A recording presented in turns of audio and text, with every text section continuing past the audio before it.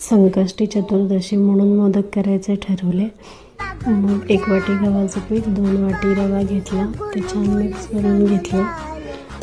त्यानंतर त्यामध्ये गरम मोहन टाकण्यासाठी छोटी कढई गॅसवर ठेवली. त्याच्यात भरपूर सारं तेल घालून कडकडीत गरम केलं. मध्ये आवांची बुडबुड चालू होती. त्यानंतर ते गरम झाल्यानंतर पिठात मिक्स केलं. त्यानंतर पीठ एकसारखं करून घेतलं. त्यात थोडं मीठ टाकलं आणि छान कोमट दुधाने मळून झाकून ठेवलं.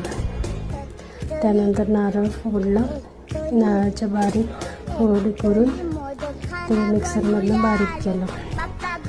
नंतर ते कढईत घेऊन गॅसवर ठेवलं. त्यात थोडंसं तूप घातलं आणि गूळ चिरलेला होता तो त्यात टाकला.